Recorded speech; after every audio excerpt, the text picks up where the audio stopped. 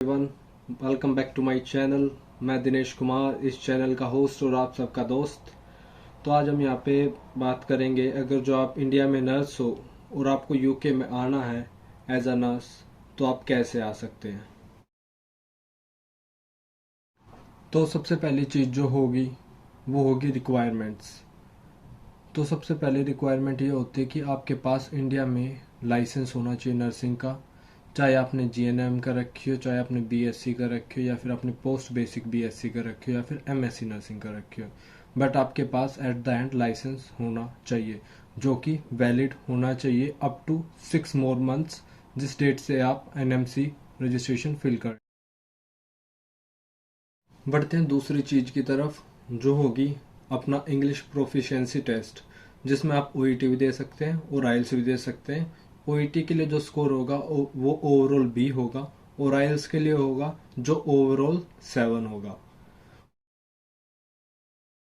उसके बाद जो तीसरी चीज़ आती है, तो कई जगह एक्सपीरियंस मांगते हैं और कई जगह एक्सपीरियंस नहीं मांगते। मेजरली ज़्यादातर एक्सपीरियंस जो मांगा जाता है वो 6 महीने का एक्सपीरियंस मांगा जाता है। उसमें आपको जहाँ पे भी आप वर्क कर रहे हो वहाँ से आपको अपनी रेफरेंस बनवानी होती है, एक डॉक्टर से और एक नर्स से। तो अब आते हैं प्रोसेस के ऊपर कि प्रोसेस कैसे होगी। तो सबसे पहले जो आपको करना होगा वो अपना आरएन रिसीव करना है। उसके बाद आपको क्या करना है, ओईटी या फिर आइल्स को पास करना है। जैसे आपके ओईटी और आइल्स में रिक्वायर्ड स्कोर आ जाते हैं, जो कि मैं पहले बता चुका हूँ। ओईटी के लिए ओवरऑल बी है और आइल्स के लिए ओवरऑल 7 है। उसके बाद आपको क्या करना है, आपको अपना एनएमसी की स्टेज 1 की रजिस्ट्रेशन करनी है।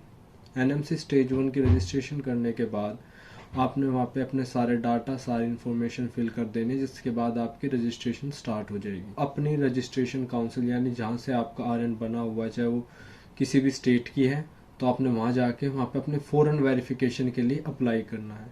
जिस दिन आप फॉरेन वेरिफिकेशन के लिए अप्लाई करोगे, उससे वे 15 दिनों के अंदर अंदर वे आपकी फॉरेन वेरिफिकेशन वेरीफाई कर देते हैं, ज़्यादातर सभी स्टेट्स में। और कुछ स्टेट का ये प्रोसेस ऑनलाइन है, कुछ स्टेट्स का ये प्रोसेस ऑफलाइन है। उसके बाद जैसे ही वे वेरीफाई करेंगे तो आपके पास एक सर्टिफिकेशन आ जाएगी कि आप सीबीटी का एग्ज़ाम दे सकते हो, कि आपके ऑल द डॉक्यूमेंट्स वैलिड थे। तो थर्ड पार्टी वेरिफिकेशन जिसे हम बोलते हैं वो हो गई। उसके बाद आपको अपना सीबीटी के एग्ज़ाम के लिए बुक करना है, फिर आपने उसके लिए प्रिपेयर करना है। आफ्टर सीबीटी एग्जाम, उसके बाद सीबीटी एग्ज़ाम के साथ साथ आप किसी एजेंसी को ढूंढ के अपने लिए इंटरव्यू भी दे सकते हो किसी भी हॉस्पिटल में। और अगर जो आपको किसी एजेंसी के थ्रू नहीं आना, खुद आना है, तो आप एनएचएस के जितने भी हॉस्पिटल्स हैं उनमें आप मेल कर सकते हो। अगर जो उनके पास वैकेंसी होंगी तो वो आपको इंटरव्यू के लिए बोलेंगे। तो उसके बाद जो आता है आपकी फिर वीज़ा एप्लीकेशन फ़ीस लगती है, और आपकी स्टेज 2 ऑफ एनएमसी स्टार्ट होती है। जैसे आपकी वीज़ा एप्लीकेशन की फ़ीस लगती है, आपका वीज़ा आने के बाद आपकी टिकट्स आ जाती हैं, जो कि आपके ट्रस्ट के द्वारा प्रोवाइड करी जाएंगी। उसके बाद आपको यूके आना है। यूके आने के बाद आपको यहाँ पे आपका ट्रस्ट 2 से 3 महीने की ट्रेनिंग देगा उसकी एग्ज़ाम के लिए। आप उसके एग्ज़ाम दोगे, जिसके अंदर 10 स्टेशंस होंगे। उसके बाद आप पास करने के बाद आपका 1 महीने के अंदर पिन आ जाएगा। तो उसके बाद आप यहाँ पे as a band 5 registered nurse work कर सकते हैं।